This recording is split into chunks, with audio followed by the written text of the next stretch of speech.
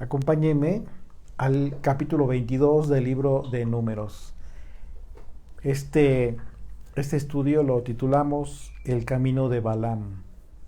Y bueno, estos pasajes del capítulo 22 al capítulo 25, la Torá nos habla de este personaje misterioso, Balaam, el profeta que muy controversial.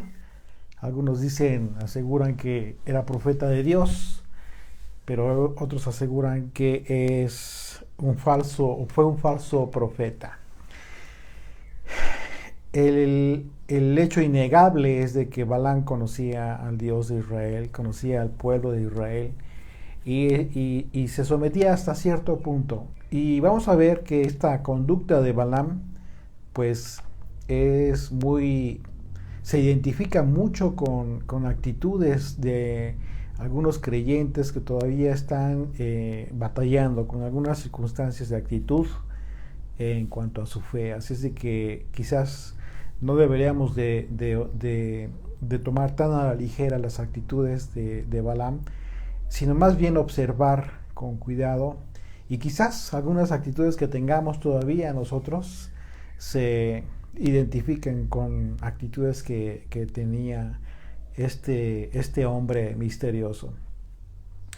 Y como les decía, pues en este capítulo y hasta el capítulo 25, el libro de Números, la escritura nos habla de este profeta. Y vamos a analizar, pues, como les decía, estas actitudes importantes de este varón, que él conocía al Dios de Israel. Y en su momento se daría cuenta el profeta que lo que hacía en su momento como profeta también le era permitido por el Señor. Y esas son de las cosas misteriosas a veces que Dios que descubrimos de parte del Señor. Pero algo que no podía hacer independientemente de esa permisibilidad que Dios tenía para con Balaam era expresar maldición alguna en contra del pueblo de Dios. Y a pesar de que en su momento, como vamos a ver en ese capítulo, el rey Balac le hizo un ofrecimiento de riquezas para que pudiera maldecir a Israel. Balaam sabía que ni todo el oro del mundo podría hacer que de su boca saliera maldición en contra del pueblo de Dios. Así es que hay comentaristas en este tema y escritores que dicen que Balaam fue uno de los personajes más extraños en las escrituras. Como les decía, un personaje misterioso. Y una de las preguntas más insistentes a través de los años es si Balaam era un profeta de Dios o si era un falso profeta. Lo cierto es que las escrituras destinaron 4 capítulos completos para hablar de este profeta, debido a la gran importancia de las profecías emitidas de su boca. Lejos de maldecir a Israel, lo bendijo, a pesar de que no era su intención, incluso a grado de profetizar el tiempo de la venida de Yeshua, del Mesías, al hablar de la estrella de Jacob. Impresionante, vamos a ver esto impresionante. Y el profeta Miqueas en su tiempo también habló de este profeta. Ahí vemos, por ejemplo, una mención que se hace, una referencia que hace Miqueas en capítulo 6, verso 1, dice: oíd ahora lo que dice el Señor. Levántate, contiende contra los montes, y oigan los collados tu voz. Oíd montes y fuertes cimientos de la tierra. El pleito de Yud-Hei Bab-Hei, porque el Señor tiene pleito con su pueblo, y altercará con Israel. Pueblo mío, ¿qué te he hecho o en qué te he molestado? Responde contra mí. Porque yo te hice subir de la tierra de Egipto y de la casa de servidumbre te redimí y envié delante de ti a Moisés y a Aarón y a María. Pueblo mío, acuérdate ahora que aconsejó Balac, rey de Moab, ¿Y qué le respondió Balaam, hijo de Beor? Desde Sittim hasta Gilgal, para que conozcas las justicias del Señor. Así es de que el profeta Balaam se menciona incluso también en el Nuevo Testamento, y en las ocasiones en que se menciona, y esto es muy importante poder identificarlo, porque las ocasiones en que se menciona Balaam en el Nuevo Testamento es en el contexto de rebelión y de la apostasía del pueblo de Israel. Por ejemplo, el apóstol Pedro menciona a Balaam en el contexto de los falsos profetas y los falsos maestros. Acompáñenme por favor en sus Biblias, ahí en segunda de Pedro, la segunda carta de Pedro, capítulo 2, a partir del verso 14. Dice: tienen los ojos llenos de adulterio, no se sacian de pecar, seducen a las almas inconstantes. Está hablando de estos falsos maestros, falsos profetas, que se aprovechan de aquellos débiles en la fe. Aquellos que no son constantes, aquellos que quieren conocer a Dios, pero no se mantienen firmes y constantes en el estudio de las Escrituras. Y ellos son presa fácil para estos lobos. Dice Pedro, una vez más desde el verso 14, tienen los ojos llenos de adulterio. Habla del adulterio espiritual. No se sacian de pecar, seducen a las almas inconstantes, tienen el corazón habituado a la codicia y son hijos de maldición. Fíjate bien cómo es que menciona estos atributos malos, perversos, hablando de la codicia, justo lo que identificaba a Balaam, y justo lo que identifica hoy a muchos líderes de grupos, de religiones, etcétera, líderes religiosos que en un momento dado se van por el negocio de la religión, que le llaman ahora, ¿no? Lamentablemente se la pasan codiciando y son hijos de maldición. Dice: han dejado el camino recto y se han extraviado siguiendo el camino de Balaam, hijo de Beor, el cual amó el premio de la maldad y fue reprendido por su iniquidad, pues una muda bestia de carga, hablando con voz de hombre, refrenó la locura del profeta. Imagínate en qué contexto está hablando Pedro, cómo es que a qué los está equiparando a estos falsos profetas, falsos maestros, que desde entonces, después de Yeshua, inmediatamente comenzaron a proliferar, y hasta nuestros días, con mucha más razón, por supuesto. Si en el tiempo de los apóstoles, que era muy reciente el tiempo de Yeshua, imagínate ahora. Así es de que esto es terrible, es impresionante, y es la razón por la cual recibimos una exhortación por parte de Pedro para mantenernos constantes y firmes en la fe. En la carta de Judas también se menciona. Judas también menciona a Balaam igualmente en el contexto de las falsas doctrinas, los falsos maestros que buscan lucrar con el engaño. Y si te das cuenta, la actitud es la misma: el lucro, la codicia, el beneficio propio, lo que muchos hoy en día están predicando, ¿no? El tema de forzar una supuesta gratitud, como si realmente no hubiesen entendido ya que el servicio que se presta, por eso se le llama ministerio, porque no debes esperar nada a cambio. Y muchos reclaman, muchos esperan el pago de ese servicio. Ese no es un servicio, ni es un don, ni es un ministerio entregado por el Señor. Y si fue en un tiempo, quizás iniciaron con un amor fidedigno a Dios, pues con el tiempo, justo como lo dicen aquí las Escrituras, se pervirtieron por causa de la codicia. Dice Judas capítulo 1, verso 10, pero estos blasfeman de cuantas cosas no conocen, y en las que por naturaleza conocen, se corrompen como animales irracionales. Ay de ellos, porque han seguido el camino de Caín y se lanzan por lucro en el error de Balaam.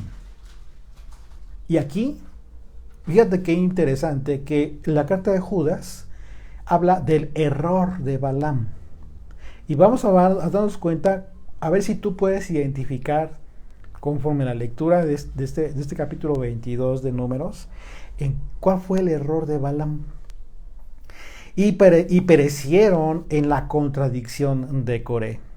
Estos son manchas en nuestros ágapes, que comiendo impúdicamente con vosotros, se apacientan a sí mismos. Una vez más, el tema del lucro, el tema del dinero, el tema de estar forzando a los creyentes, aquellos que están anhelando recibir, conocer al Señor, y que piensan y que les hacen, los forzan a las personas, los obligan indirectamente, si ustedes quieren, a estar ahí aportando, manteniendo a estos falsos maestros. Se apacientan a sí mismos, nubes sin agua. ¿Qué te dice esto? Nubes sin agua, nubes sin una verdadera revelación de Dios, un conocimiento que satisface a aquel siervo. Llevados de acá para allá por los vientos, árboles otoñales sin fruto, 2 veces muertos y desarraigados. Y aquí terrible, Judas habla incluso, hablan proféticamente hablando del tema de la segunda muerte que sufrían estos, justo como lo describe el libro de Revelaciones.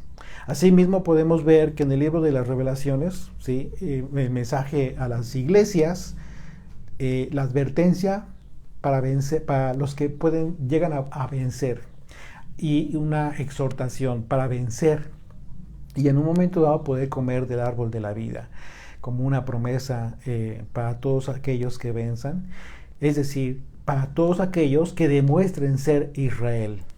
En el mensaje de las iglesias de Pérgamo, a la iglesia de Pérgamo se habla precisamente de esta doctrina de Balaam, que es retenida por los moradores de aquella iglesia. Dice Apocalipsis capítulo 2, verso 12.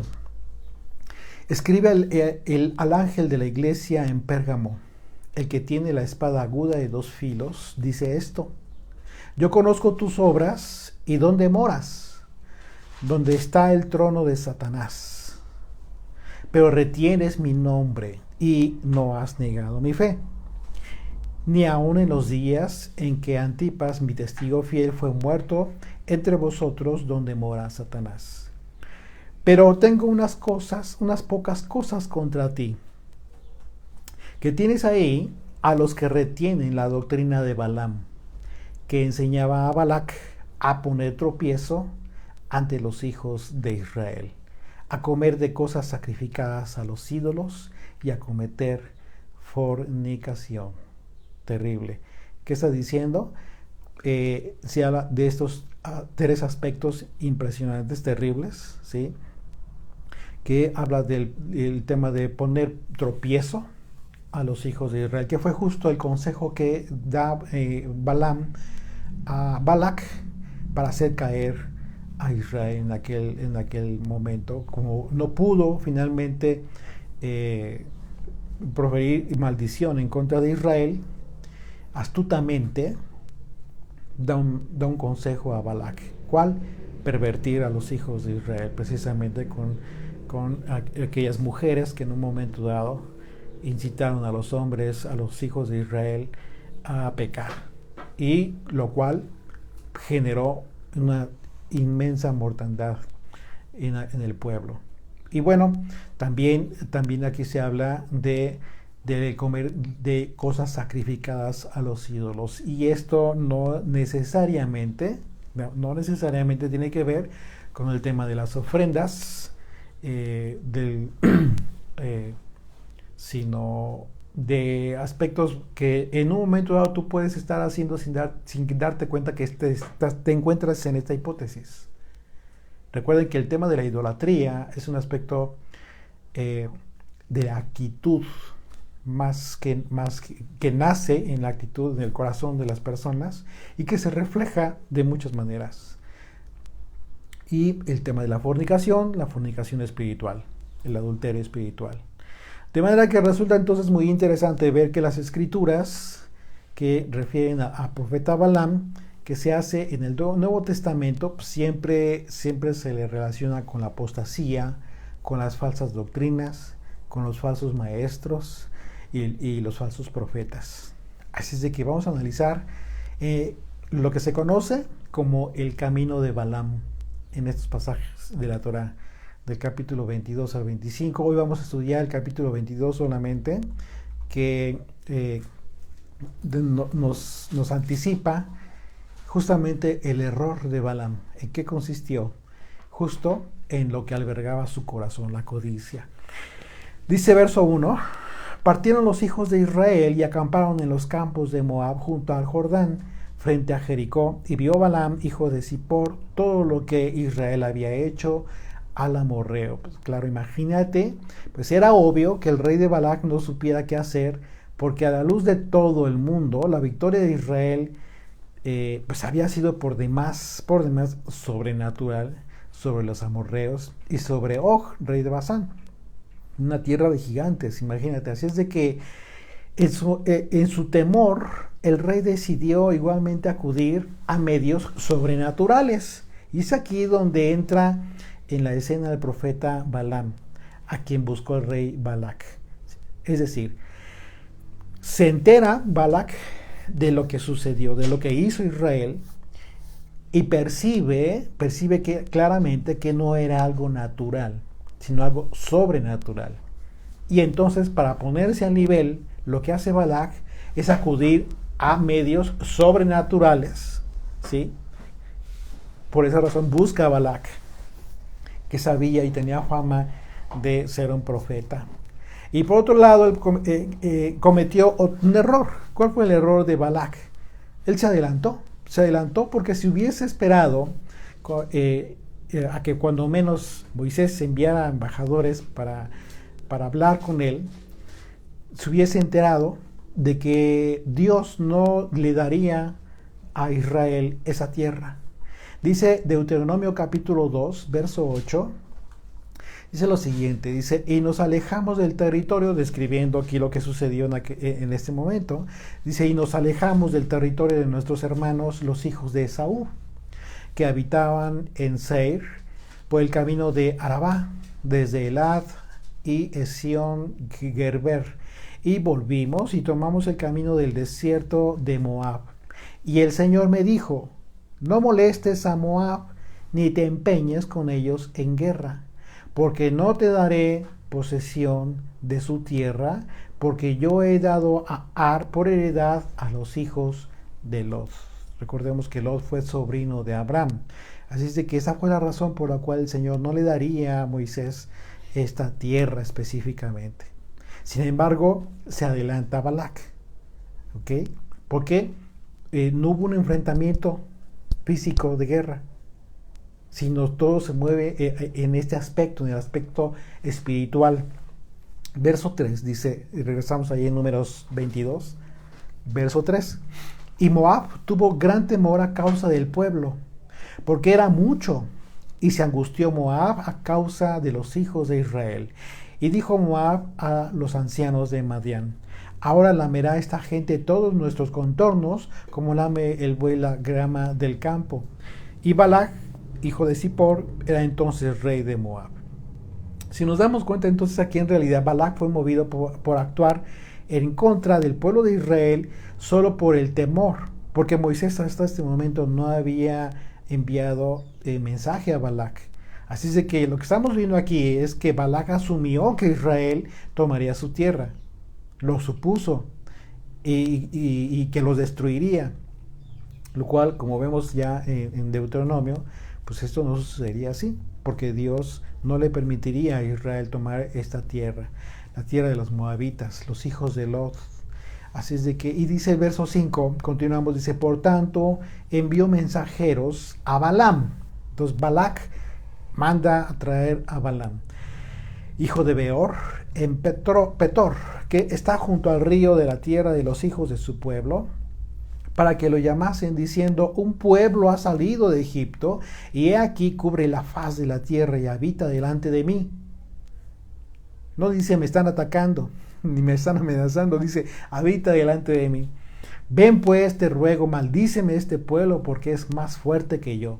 Quizás yo pueda herirlo y echarlo de la tierra, pues yo sé que el que tú bendigas será bendito y el que tú maldigas será maldito.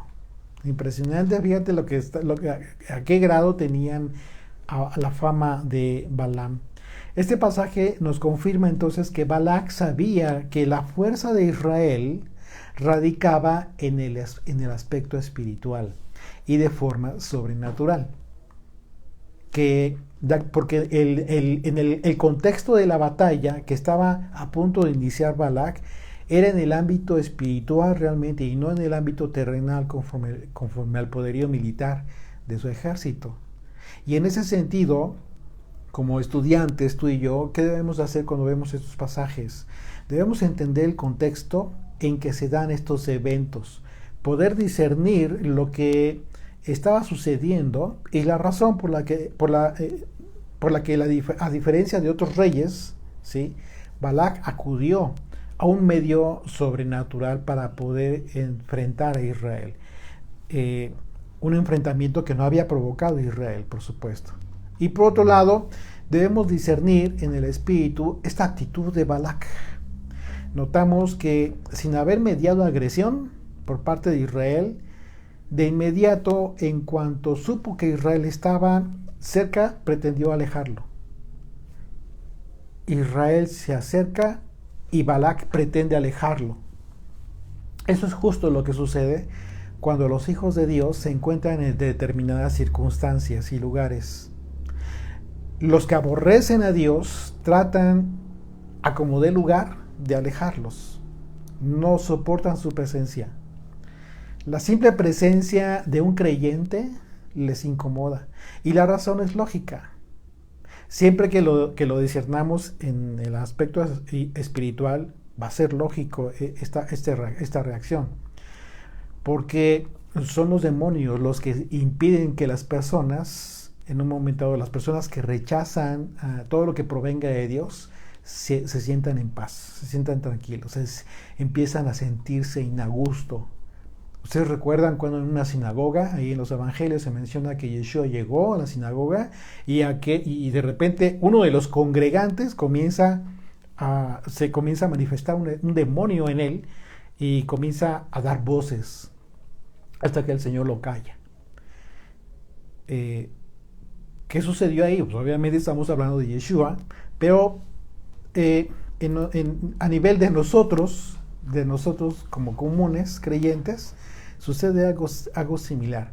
El mundo espiritual tú no lo puedes ver con tus sentidos físicos, pero si has estado adiestrado en el ámbito espiritual, vas a aprender a discernir las actitudes de las demás personas. Y no te sorprenda que a veces esas actitudes sean personas muy allegadas a ti. Que no te sorprenda, pero sí es importante que tú mismo reconozcas este aspecto. Segunda de Corintios, capítulo 6, verso 14, dice, el apóstol Pablo habla de ese tema. Dice, no os unáis en yugo desigual con los incrédulos, porque ¿qué compañerismo tiene la justicia con la injusticia? ¿Y qué comunión la luz con las tinieblas? ¿Y qué concordia Cristo, el Mesías, con Belial? ¿O qué parte el creyente con el incrédulo? ¿Y qué acuerdo hay entre el templo de Dios y los ídolos? Porque vosotros sois el templo de Dios viviente. Fíjate lo que está diciendo el apóstol Pablo.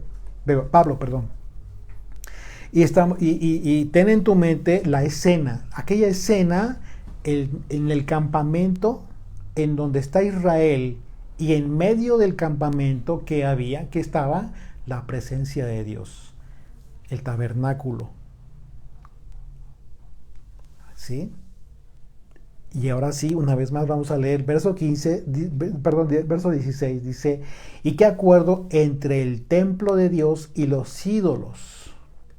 Porque vosotros sois el templo del Dios viviente, como Dios dijo, habitaré y andaré entre ellos, y seré su Dios, y ellos serán mi pueblo, por lo cual salid de en medio de ellos y apartaos, dice el Señor, y no toquéis lo inmundo, y yo os recibiré, y seré para vosotros por padre, y vosotros me seréis hijos e hijas, dice el Señor Todopoderoso. Aquí Pablo está hablando de aspectos que tenían que ver con el tabernáculo y aspectos que no podían tener contacto con las cosas santas.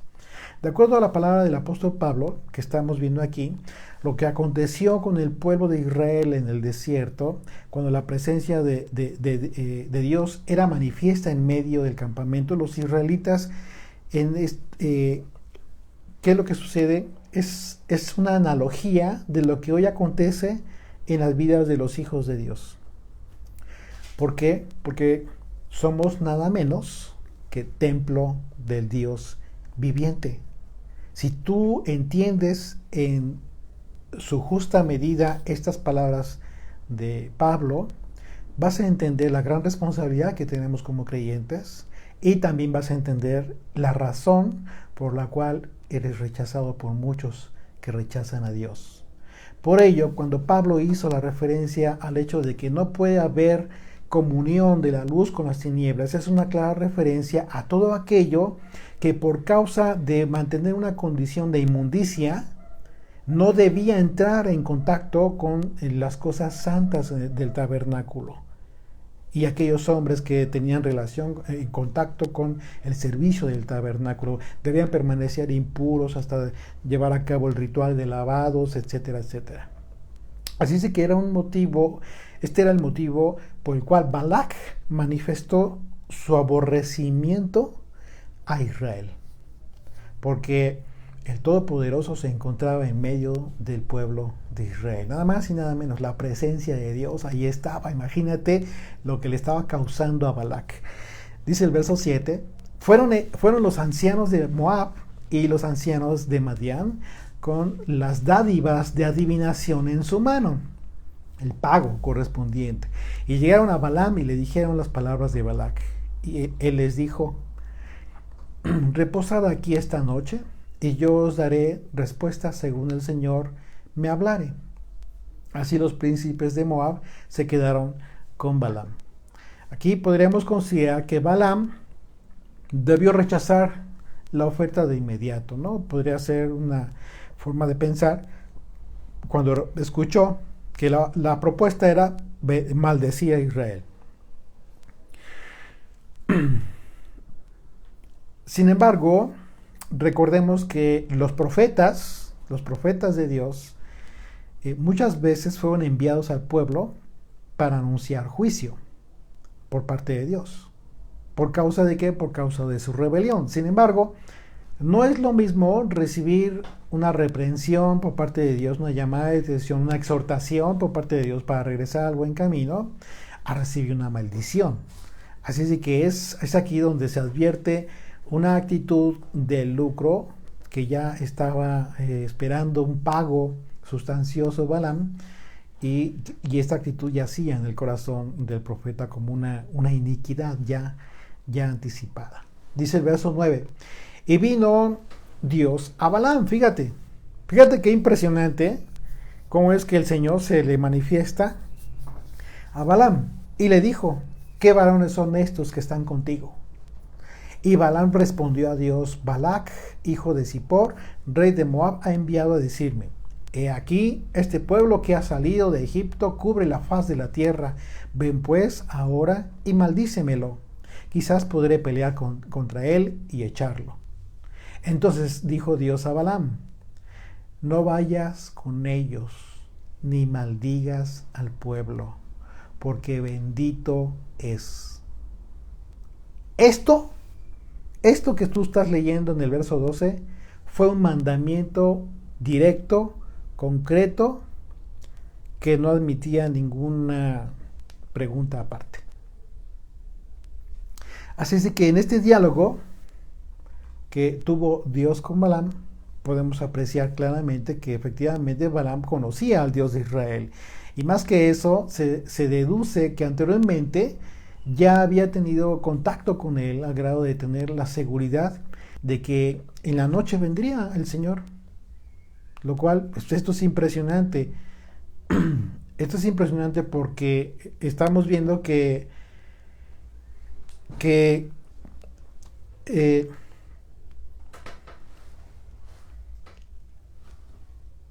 Balaam aseguró que Dios le daría una respuesta y así sucedió. Entonces, bueno, imagínate, ¿qué te dice? Te hace suponer que por supuesto Balaam conocía al Dios de Israel y ya había tenido contacto previo con el Señor.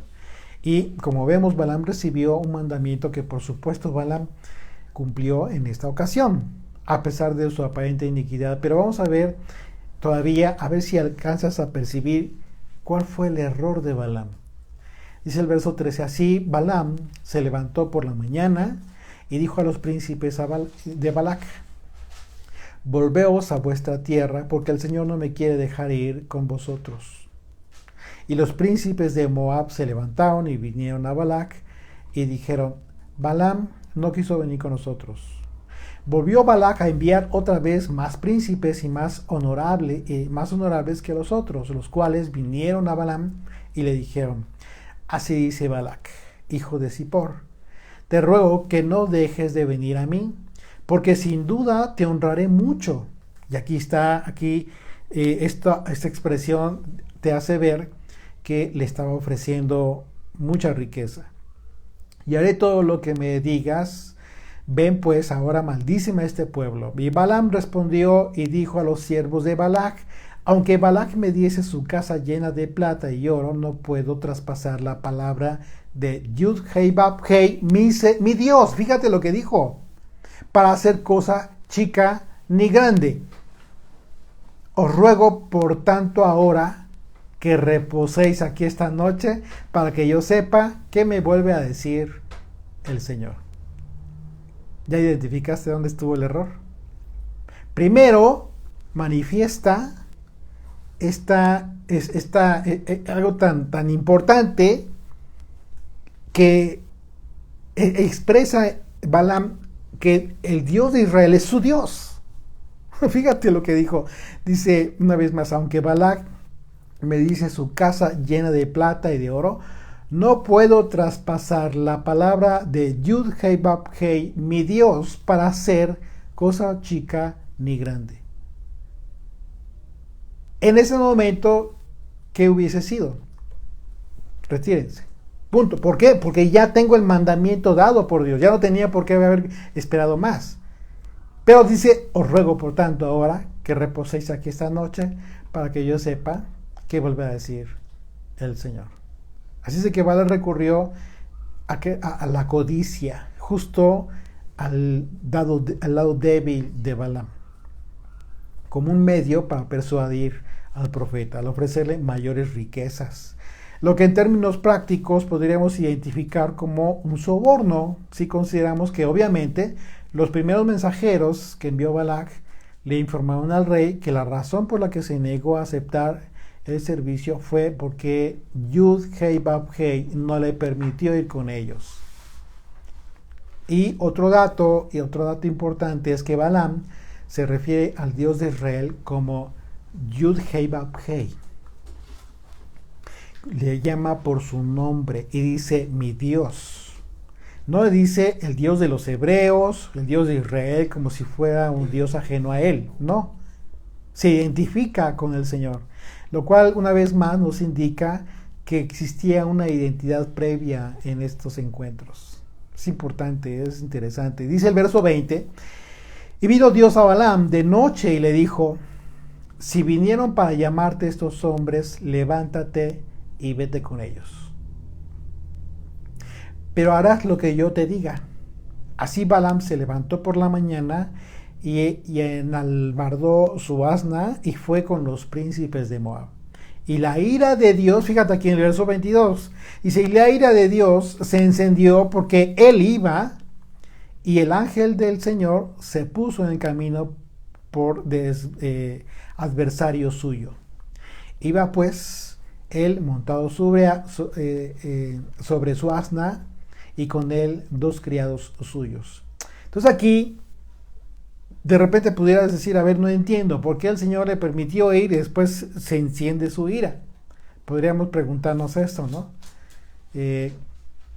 Porque él mismo le dijo a Balaam que fuera con los mensajeros de Balac. Sin embargo, recordemos que Dios ya le había dado un mandamiento muy específico, concreto, que no admitía dudas a Balaam. El mandamiento fue tajante y ¿en qué sentido? Fue, no vayas con ellos, ni maldigas al pueblo, porque bendito es. Y aquí está hablando, aquí en esto, el Señor hizo mención de una bendición que de parte de quien era, nada más y nada menos, de parte de él. Entonces aquí estuvo el error de Balaam, de haberlos recibido una vez más como para esperar que el Señor cambiara de su decisión. ¿Sí? Aquí vemos la iniquidad de Balaam, que se dejó ver en el momento en que volvió a recibir a aquellos enviados de Balac por segunda vez. Y pues la respuesta que debió haber dado de inmediato fue en base al mandamiento que recibió ya, que ya había recibido, ¿sí?, de parte del Señor. No maldigas a Israel porque bendito es.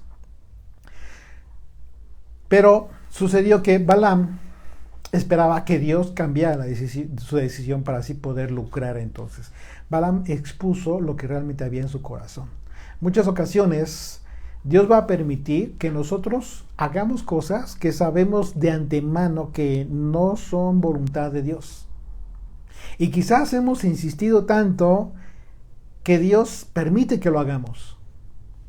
Pero tarde o temprano nosotros mismos nos vamos a dar cuenta de que nosotros ya sabíamos cuál era la voluntad de Dios. Pero también sabíamos que nosotros insistíamos en aquello que nosotros queríamos, lo que había en nuestro corazón. Así es de que el principio que debemos aprender aquí es que si ya conoces cuál es la voluntad de Dios respecto a una circunstancia específica en tu vida, no busques una segunda voluntad de Dios. ¿Por qué? Porque Dios no cambia. Dios es fiel a su palabra y a su mandamiento. Y hablando de la bendición de Israel, imagínate. Dice el verso 23. Y el asna vio al ángel del Señor que estaba en el camino con su espada desnuda en su mano, y se apartó el asna del camino e iba por el campo. Entonces azotó Balaam al asna para hacerla volver al camino. Verso 24 dice, pero el ángel del Señor se puso en su senda de viñas, que tenía pared a un lado y pared al otro. Y viendo el asna, el ángel del Señor se pegó a la pared y apretó contra la pared el pie de Balaam. Y él volvió a azotarla. Y el ángel del Señor pasó más allá y se puso en la angostura donde no había camino para apartarse ni a derecha ni a izquierda. Y viendo el asna, el ángel del Señor se echó debajo de Balaam, y Balaam se enojó y azotó el asna con un palo. Entonces el Señor abrió la boca del asna, al asna, la cual dijo a Balaam, ¿qué te he hecho que me has azotado 3 veces? Y Balaam respondió al asna, porque te has burlado de mí. O sea, se puso a conversar con el animal. Imagínate el grado de perdición que ya tenía en ese momento Balaam. Ojalá tuviera espada en mi mano, que ahora te mataría. Verso 30. Y el asna dijo a Balaam, ¿no soy yo tu asna? Sobre mí has cargado desde que tú me tienes hasta este día. ¿He acostumbrado a hacerlo así contigo? Y él respondió, no. Entonces el Señor abrió los ojos de Balaam y vio al ángel del Señor que estaba en el camino, y tenía su espada desnuda en su mano. Y Balaam hizo reverencia y se inclinó sobre su rostro. En esta escena podemos ver la actitud del asna en comparación a la actitud de Balaam. Aquí esto resulta muy interesante. Si consideramos que el asna sí percibió al ángel del Señor, quien le indicaba al asna apartarse del camino para seguir un camino distinto del camino de Balaam. Es decir, el asna podría representar a un creyente obediente a la voluntad del Señor, mientras que Balaam en su momento estaba representando a aquellos que, conociendo al Señor y a su voluntad, hacen lo que en realidad busca su propio corazón. Muchas veces lo que hay en tu corazón no es la voluntad de Dios. En ocasiones deseamos que Dios nos conceda los anhelos de nuestro corazón, ¿no? Es algo que todos quisiéramos. Pero quizás no nos hemos preguntado si la voluntad de Dios coincide con el anhelo de nuestro corazón. ¿Te has preguntado eso? ¿Te has preguntado si realmente es así? ¿O simplemente el anhelo de tu corazón tiene que ver con un gusto personal, con un capricho, con algo que tú quieres hacer, pero que no tiene nada que ver con la voluntad del Señor? Puede ser que lo logres, puede ser que no. Pero lo que sí debemos de identificar es si realmente eso tiene que ver con la voluntad de Dios. ¿Por qué? Porque si no es la voluntad de Dios y es una necedad de nosotros, como le pasó aquí a Balaam, entonces va a haber consecuencias. Y hay que tener mucho cuidado. En la mañana hablábamos de este tema, acerca del tema de la capacidad que tenemos todos de libre albedrío. Pero que es una capacidad que queda suspendida en el momento que tú decides ser hijo de Dios. ¿Por qué? Porque a partir de ese momento ya no vas a obedecer tu libre albedrío, ya no vas a hacer uso de tu libre albedrío. ¿Por qué? Porque ya tienes una guía establecida, ya tienes el camino a seguir. Y ese camino es la voluntad de Dios que está establecida a través de su ley. Tú ya no vas a poder hacer o deshacer o decidir de manera personal sin considerar la voluntad de Dios. Eres de Él. Y eso es lo que nosotros debemos aprender a identificar. Dice el verso 32. Y el ángel del Señor le dijo: ¿por qué has azotado tu asna hasta 3 veces? He aquí, yo he salido para resistirte, porque tu camino es perverso delante de mí. El asna me ha visto y se ha apartado luego de delante de mí estas 3 veces. Y si de mí no se hubiera apartado, yo también ahora te mataría a ti, y a ella dejaría viva. Entonces Balaam dijo al ángel del Señor: he pecado, porque no sabía que tú te ponías delante de mí en el camino. Mas ahora, si te parece mal, yo me volveré. Vuelve a preguntar. Y el ángel del Señor dijo a Balaam: ve con estos hombres, pero la palabra que yo te diga, esa hablarás. Así Balaam fue con los príncipes de Balac. Entonces, ¿qué es lo que vemos aquí? Una vez más le dice el Señor: ve. Por segunda vez se lo dice. Entonces, ¿qué fue lo que sucedió aquí? Lo que sucedió es muy claro. Independientemente de lo que de que Dios tiene control de todo lo que va a suceder, Dios reprendió al profeta. ¿Por qué? Por causa de su actitud, de su codicia, por causa de querer ganar, ser un profeta asalariado. El error de Balaam fue insistir de forma indirecta en querer ir para hacer el trabajo de un profeta asalariado. Porque a pesar de lo que estaba pensando, aún preguntó. A pesar de todo esto que estaba a punto de morir por el ángel, todavía pregunta: si quieres, me devuelvo. O sea, en ese momento, Señor, me regreso en este momento, ya no voy con esos hombres, ¿no? Simplemente por temor. ¿Acaso no era muy claro lo que estaba haciendo Balaam, que era en contra de la voluntad de Dios? Por supuesto que sí, porque el mandamiento ya había sido dado. No cambió nunca. Por supuesto que era obvio que esta pregunta muestra que el corazón de Balaam estaba pervertido por causa de su amor por el dinero. Por eso pregunta, ¿no? Todavía. Y así es de que Dios entregó a Balaam a su propio deseo pecaminoso, la codicia. Y eso no era el problema realmente, porque finalmente Balaam jamás podía maldecir a Israel.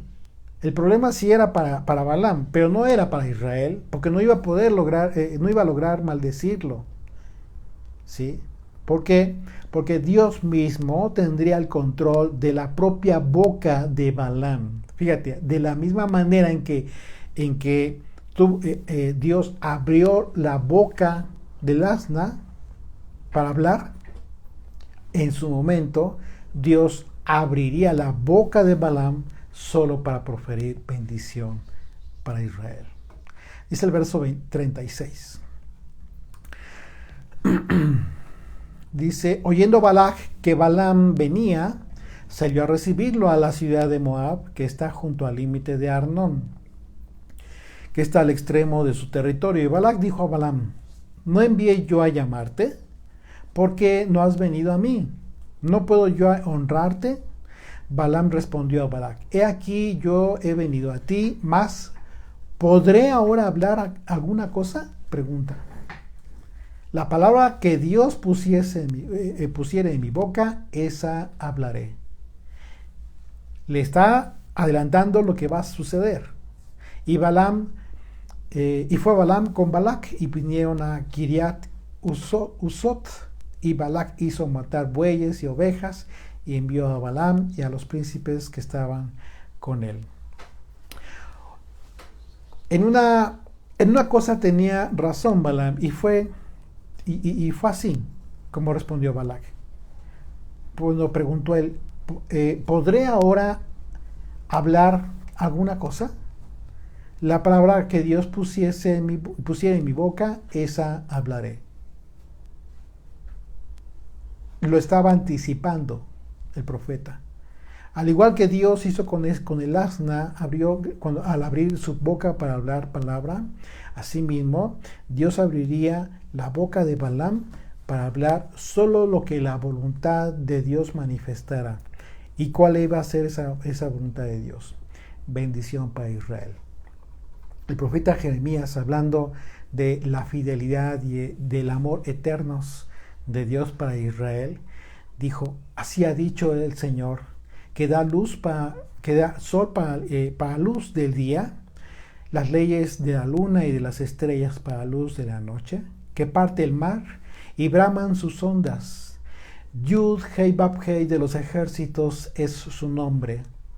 Si faltaran estas leyes delante de mí, dice el Señor, también la descendencia de Israel faltará para no ser nación delante de mí eternamente. Así ha dicho el Señor. Si los cielos arriba se pueden medir y explorarse debajo los fundamentos de la tierra, también yo desecharé toda la descendencia de Israel por todo lo que hicieron, dice el Señor.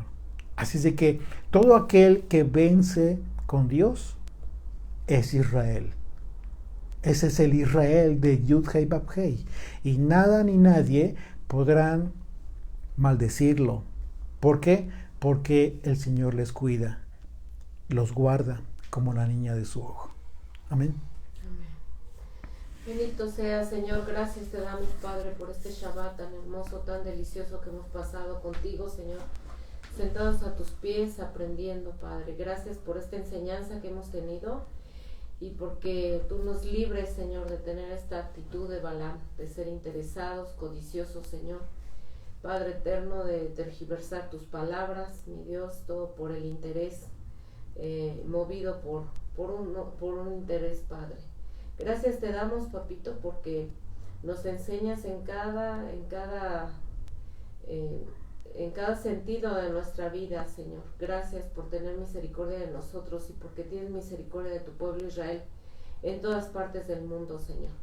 Te pido, Padre eterno, que nos sigas guardando en el hueco de tu mano, Padre, y que permitas que esta semana que comienza, mi Dios, la comencemos adorándote y exaltando tu nombre, Yeshua, porque tú eres el mediador de este nuevo pacto, Señor, que has tenido en misericordia tener con nosotros al transformar este corazón de piedra en un corazón de carne, mi Dios. Síguelo haciendo, Padre. Sigue grabando tu ley en nuestros corazones, así como el día de hoy, mi Dios, para que podamos nosotros agradarte y obedecerte en toda nuestra vida, Señor. Te alabamos en el nombre y por los méritos de Yeshua. Amén. Amén.